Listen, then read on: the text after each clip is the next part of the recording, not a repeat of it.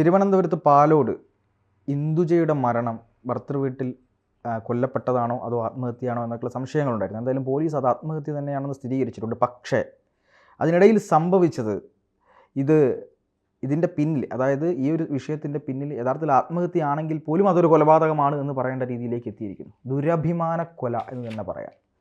എന്തൊക്കെയാണ് വിശദാംശം? തീർച്ചയായിട്ടും വളരെ ദാരുണമായ ഞെട്ടിപ്പിക്കുന്നൊരു സംഭവമാണ്.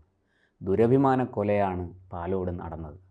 അത് ഒരു പെൺകുട്ടിയെ ജാതിയുടെ വർഗത്തിൻ്റെ ഒക്കെ പേരിൽ ആത്മഹത്യയിലേക്ക് എല്ലാവരും ചേർന്ന് തള്ളിവിട്ടു. അതിൽ ഭർത്താവിനും സുഹൃത്ത്, വളരെ എന്താ പറയേണ്ടത്, ബാല്യകാലം മുതൽ ഒരുമിച്ച് കളിച്ച് പഠിച്ച് വളർന്ന സുഹൃത്തും അതിന് കൂട്ടുനിന്നു എന്നുള്ളതാണ് ഏറ്റവും ദാരുണമായ സംഭവം. അങ്ങേയറ്റം നീചവും നിന്ദ്യവുമായൊരു കാര്യമാണ് നടന്നിരിക്കുന്നത്. ആ കുട്ടിയെ ആത്മഹത്യ ചെയ്യാൻ നിർബന്ധിതയാക്കി എന്നുള്ളതാണ് സത്യം. പാലോട് ഇളവട്ടത്ത് അഭിജിത്തിൻ്റെ ഭാര്യ ഇന്ദുജ, 25 വയസ്സുകാരിയാണ്. നിവൃത്തികെട്ട് തൻ്റെ എല്ലാ എന്താ പറയുക അഭിമാനത്തിന് ക്ഷതമേറ്റ് ഇനി ഒരു തരത്തിലും ജീവിക്കേണ്ട എന്ന് തീരുമാനിച്ച് സ്വന്തം ജീവിതം അവസാനിപ്പിച്ചത് ഈ ഒരു പാവം പെൺകുട്ടിയാണ്.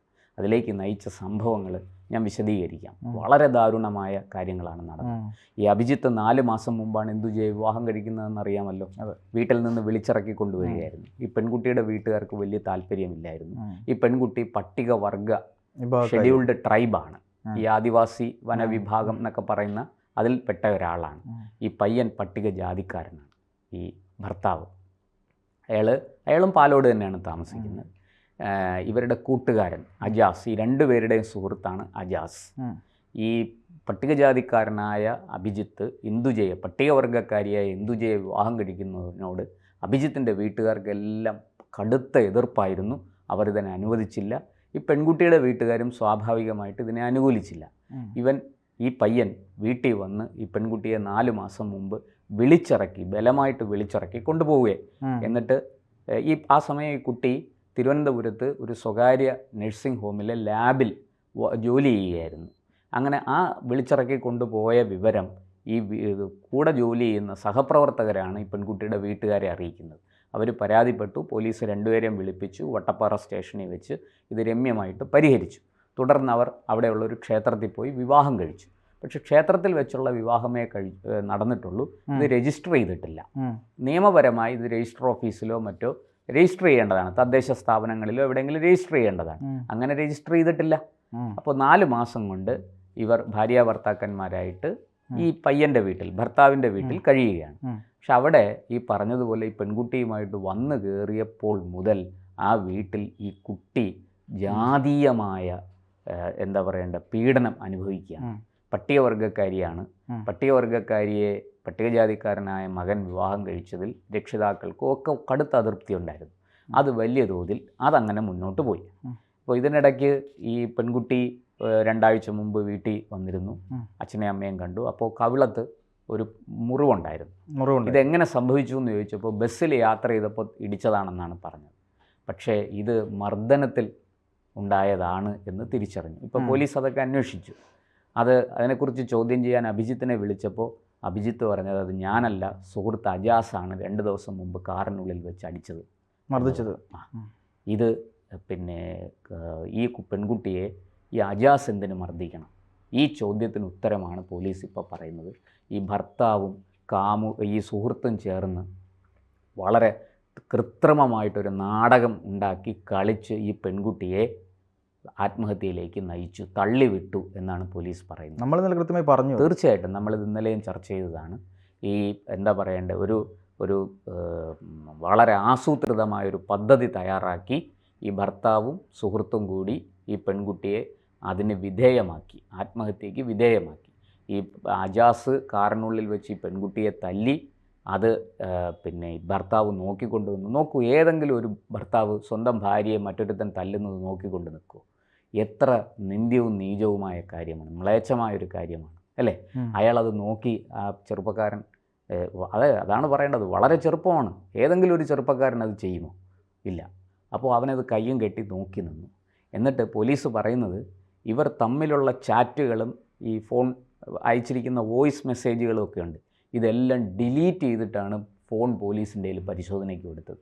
ഇവരുടെ മാത്രമല്ല, ഈ ഇന്ദുജയുടെ ഫോണും ഇതുപോലെ ഡിലീറ്റ് ചെയ്ത് ആണ് കൊടുത്തത്. ഇവൻ പിന്നെ ഭർത്താവ് ഉച്ചയ്ക്ക് ഊണ് കഴിക്കാനായിട്ട്, അയാളൊരു സ്വകാര്യ വാഹന കമ്പനിയിലാണ് ജോലി ചെയ്യുന്നത്. ഉച്ചയ്ക്ക് ഊണ് കഴിക്കാൻ വീട്ടിൽ വന്നപ്പോൾ മേളിലത്തെ ബെഡ്റൂമിൻ്റെ ജനൽ കമ്പിയിൽ ഈ പെൺകുട്ടി തൂങ്ങി നിൽക്കുന്നതാണ് ഇയാൾ കാണുന്നത്. അപ്പോൾ തന്നെ അഴിച്ച് ആശുപത്രിയിലേക്ക് കൊണ്ടുപോയി. അപ്പോൾ ജീവനുണ്ടായിരുന്നു. ആശുപത്രിയിലേക്ക് കൊണ്ടുപോകുന്ന വഴിക്കാണ് മരണപ്പെട്ടതെന്നാണ് ഇയാൾ പറയുന്നത്, പോലീസിന് കൊടുത്ത മൊഴി. അതനുസരിച്ച് പോസ്റ്റ്മോർട്ടത്തിലൊക്കെ ആത്മഹത്യയാണെന്ന് തന്നെ വ്യക്തമാണ്. പക്ഷേ ഈ പെൺകുട്ടിയുടെ അച്ഛൻ മകളെ കൊന്നതാണെന്ന് പറഞ്ഞ് ശശിധരൻ കാണി പോലീസിൽ പരാതിപ്പെട്ടിട്ടുണ്ട്. അതൊക്കെ ഒരു വശത്ത് കൃത്യമായിട്ട് പോലീസ് അതുകൊണ്ട് തന്നെ കേസെടുത്ത് വ്യക്തമായിട്ട് അന്വേഷിച്ച് കൃത്യമായിട്ട് ഇതിനകത്ത് എന്താ സംഭവിച്ചതെന്ന് കണ്ടെത്തി.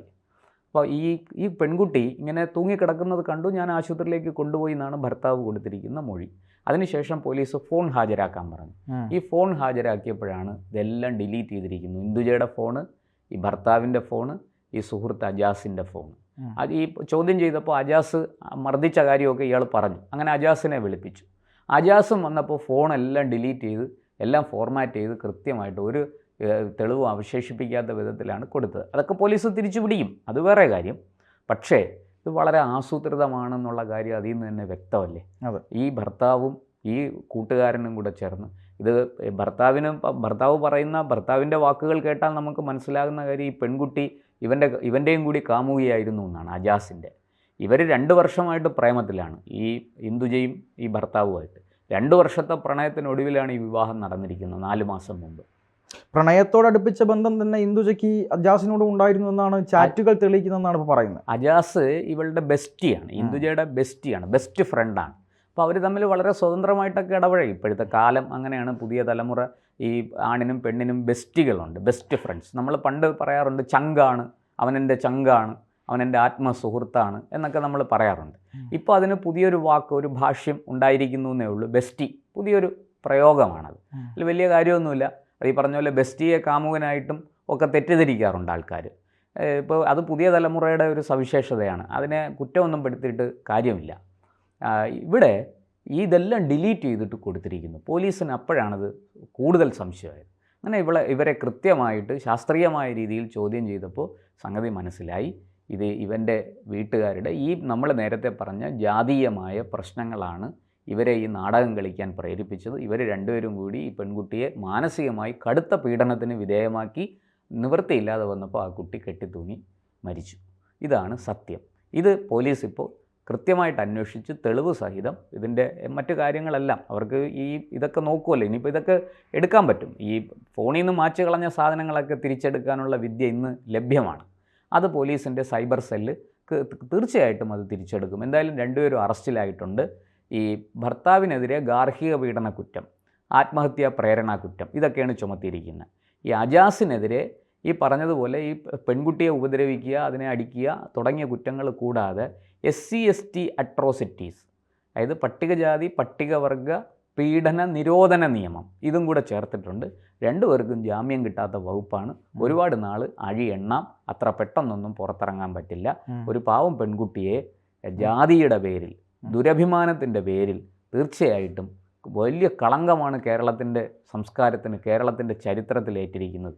നമുക്കിവിടെ ഇതൊന്നും ഇല്ല എന്ന് നമ്മൾ അഭിമാനിച്ചിരുന്നവരാണ്. പക്ഷേ അങ്ങനത്തെ നിരവധി സംഭവങ്ങൾ ഇപ്പോൾ അടുത്ത കാലത്തായിട്ട് അരങ്ങേറുകയാണ്.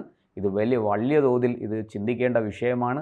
ഇത് തിരുത്താൻ സമൂഹം അടിയന്തരമായിട്ട് അറിവുള്ളവർ ഇടപെടണം. എന്തായാലും ഒരു പാവം പെൺകുട്ടിയെ, നിരാലംബയായ ഒരു പെൺകുട്ടിയെ പ്രേമിച്ച് കല്യാണം കഴിച്ചിട്ട് ക്രൂരമായി പീഡിപ്പിച്ച് സ്വയം മരിക്കാൻ, ആത്മഹത്യ ചെയ്യാനായിട്ട് വിട്ടുകൊടുത്ത ഒരു ഭർത്താവിൻ്റെ കഥയാണ് ഇതിനകത്തുള്ളത്. എന്തായാലും പോലീസ് കൃത്യമായിട്ട് അന്വേഷിച്ചു. കാര്യമായ തെളിവുകളെല്ലാം കിട്ടിയിട്ടുണ്ട്. രണ്ടുപേരും എണ്ണും എന്നുള്ള കാര്യത്തിൽ സംശയമില്ല. രണ്ടുപേരുടെയും അറസ്റ്റ് രേഖപ്പെടുത്തി കഴിഞ്ഞു. അവരെ ഇന്ന് കോടതിയിൽ ഹാജരാക്കും എന്നാണ് നമുക്ക് കിട്ടുന്ന വിവരം. ഇനി ഇതിൻ്റെ പുറകെ ഈ ഭർത്താവിൻ്റെ മറ്റ് വീട്ടുകാരെ ആരെങ്കിലും ഇതിനകത്ത് പ്രതി ചേർക്കുന്നുണ്ടോ എന്നൊക്കെ ഉള്ളത് വരും സമയങ്ങളിലേ അറിയാൻ പറ്റുള്ളൂ. അവർക്കുമൊക്കെ ഇതിനകത്ത് പങ്കുണ്ടോ ഇല്ലയോ എന്ന് പോലീസ് വിശദമായിട്ട് അന്വേഷിച്ചാലല്ലേ അതൊക്കെ അറിയാൻ പറ്റുള്ളൂ. അതെന്തായാലും അതിലേക്ക് അന്വേഷണം പോകും. ഇതിനകത്ത് ഇനി ആരൊക്കെ കുടുങ്ങുമെന്ന് കാണാനിരിക്കുന്നതേ ഉള്ളൂ. എന്തായാലും ഒരു പാലോട് പോലീസ് വളരെ കൃത്യമായി, സത്യസന്ധമായി, സുതാര്യമായി അന്വേഷിച്ച് മണിക്കൂറുകൾക്കുള്ളിൽ, എന്ന് വെച്ചാൽ സംഭവം നടന്ന് ദിവസങ്ങൾക്കുള്ളിൽ പ്രതികളെ അറസ്റ്റ് ചെയ്തു മുന്നോട്ട് പോവുകയാണ് കേസ്. നമുക്ക് കാത്തിരുന്ന് കാണാം എന്താണ് സംഭവിക്കാൻ പോകുന്നതെന്ന്. നോക്കാം. തീർച്ചയായും.